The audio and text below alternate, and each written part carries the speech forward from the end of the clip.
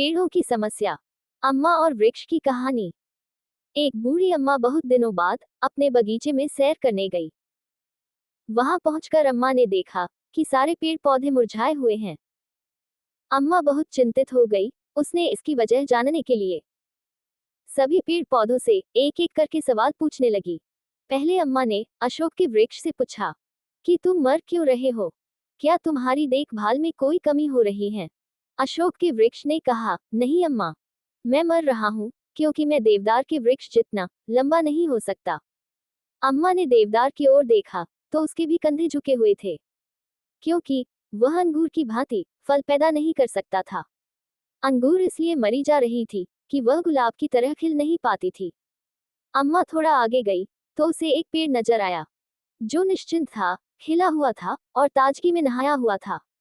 अम्मा ने उससे पूछा, बड़ी अजीब बात है, मैं पूरे बाग में घूम चुकी, लेकिन एक से बढ़कर एक ताकतवर और बड़े पेड़ दुखी हुई बैठे हैं, लेकिन तुम इतने प्रसन्न नजर आ रहे हो, ऐसा कैसे संभव है? पेड़ बोला, अम्मा, बाकी पेड़ अपनी विशेषता देखने की बजाय स्वयं की दूसरों से तुलना करके दुखी हैं, जबकि मैंने यह मान लिया है कि जब आपने मुझे रोपित कराया होगा तो आप यही चाहते थे कि मैं अपने गुणों से इस बागीचे को सुंदर बनाऊं। यदि आप इस स्थान पर अशोक, अंगूर या गुलाब चाहते तो उन्हें लगवाते। इसीलिए मैं किसी और की तरह बनने की बजाय अपनी क्षमता के अनुसार श्रेष्ठतम बनने का प्रयास करता हूँ और प्रसन्न रहता हूँ। दोस्तों, हम अक्सर दूसरों से अपनी तुलना कर स्वयं को कम आंकने की गलती कर बैठते हैं। दूसरों की विशेषताओं से प्रेरित होने की बजाय हम अफसोस करने लगते हैं कि हम उन जैसे क्यों नहीं हैं। हम सभी में कुछ ऐसी योग्यता है जो अन्य लोगों में नहीं है।